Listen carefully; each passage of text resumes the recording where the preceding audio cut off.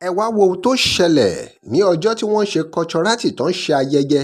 Ẹ wá wo ohun tí Ooni of Ife ṣe fún Olúwo ní ayẹyẹ culturati 2023 èyí tó wáyé fún ìgbélárugẹ àṣà àti ìṣe àti ẹwà tiwantiwa ní ilẹ̀ Nàìjíríà. Wọ́n máa sọ pé action speaks louder than voice. Ajura wa lọ tìjàkadì kọ́ o. Ọba Yorùbá jura wọn lọ o. Ọba jọba lọ o. Bí wọ́n bá ń sọ ọba aládé, Ooni of Ife sì ni ọba aládé gbogbo Yorùbá káàfàtà o. Àmọ́ ohun tó yani lẹ́nu náà ni pé lóde òní kò tiẹ̀ wá yéèyàn mọ́ bí àwọn ọba tiẹ̀ ṣe wá pọ̀ jàǹtìrẹrẹ. Ó ti wá di bonanza, buy one get one free náà ní báyìí.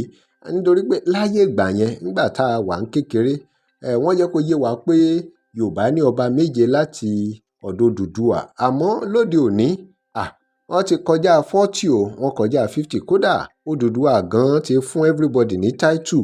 Everybody kàn ń gba title ọba anyhow ni. Lára ohun tó ń fa àwọn họ́wùhọ́wù kan tá à ń rí nílẹ̀ Yorùbá rèé, tó fi di pé oríṣiríṣi opinions, oríṣiríṣi views nípa àṣà àti ìṣe. Tá a bá wò dáadáa, ó yẹ kí kábíyèsí tó gba kábíyèsí nímọ̀ràn. Àmọ́ Ooni of Ife wọ́n ní láti ṣọ́ra gbogbo bí wọ́n ṣe ń bọwọ́ tó ń nawọ́ sáwọn èèyàn láti bọwọ́. Kábíyèsí káwọn náà ṣe bí àwọn ọba emir nǹkan tó jẹ́ pé wọ́n ì bọwọ́ fúnyàn, wọ́n ń bọ̀yàn lọ́wọ́ anyhow nǹkan ni. Nítorí pé ọba ní láti command respect fúnra wọn, so àwọn èèyàn á tún lè fún wọn lọ́wọ́ sí. Ẹ̀yin náà wo nǹkan tó ṣẹlẹ̀ nígbà tí gómìnà Èkó tó gba ọba Benin tó gbà wọ́n lálejò. Ẹ rí pé ọba Benin kò máa bọ gómìnà Èkó lọ́wọ́.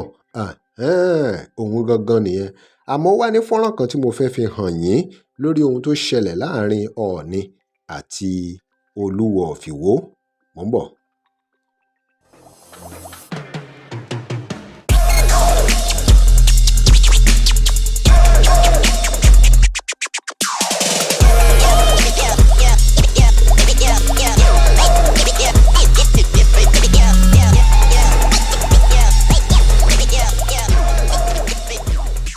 Welcome to Digi Naija. Remember to like, share and follow us. Kí Ooni máa bọ́ àwọn èèyàn lọ́wọ́ gẹ́gẹ́ bí ọba, wọ́n ní láti minimize ẹ o. Ẹ wo àwọn ọba ní òkè ọya, wọn kì í nawọ́ síyàn anyhow. Ẹ bá wo fọ́nrán yìí dáadáa, ẹ rí i pé bí Ooni ṣe ń bọ̀ ni Ìyálájé ti ń sọ̀rọ̀ fún Olúwo pé Olúwo Igwe ti ń bọ̀ o, ó yá ẹ dìde kẹ́ ẹ yàgò. Kíá náà ni Olúwo ti yá pákó ẹ̀. Ṣé ẹ ṣàrántí pé Olúwo gbogbo ranting lórí social media yẹn kò ṣẹlẹ̀ ní ìta gbangba, àmọ́ ọ̀wọ̀ náà ni wọ́n fúnra wọn. Bẹ́ẹ̀ ni ọ̀wọ̀ náà lára ń fẹ́. Bẹ́ẹ̀ náà ni wọ́n ṣe wá sí Olúwo nídìí láti dìde, tán ní láti dìde fún tí gbogbo àwọn Ọ̀ọ̀ni tí wọ́n fi wọ̀. Àmọ́ tó bá fẹ́ ṣe dáadáa, gbogbo àwọn tó organize ìjókòó yẹn, ó yẹ kí wọ́n ṣe lọ́nà tó jẹ́ wípé kò ń ṣe pé èèyàn kan ṣẹ̀ṣẹ̀ máa dìde fún èèyàn kan.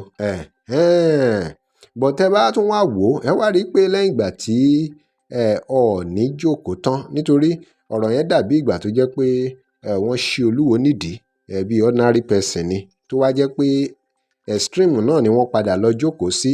Nítorí àwọn kan tiẹ̀ ń rò pé ó yẹ kí Ọọ̀ni tiẹ̀ pé Olúwo kó wá jókòó, kó tiẹ̀ wá jókòó tì. Àmọ́ ṣe mọ̀ pé Ọọ̀ni ti ń bọ̀ pẹ̀lú àwọn èèyàn tiwọn. Lẹ́yìn ìgbà tí wọ́n ti kíra, gbogbo ẹ̀ ti parí náà nìyẹn, kò ju bẹ́ẹ̀ lọ. Nítorí ṣe ló tiẹ̀ fẹ́ dàbí ẹni pé bóyá Olúwo ò fẹ́ jókòó ti àwọn ọba níṣẹ̀ṣe. Jókòó àwọn kábíyèsí dàbí ẹgbẹ́ yẹlẹyẹ ń wọ́tọ̀.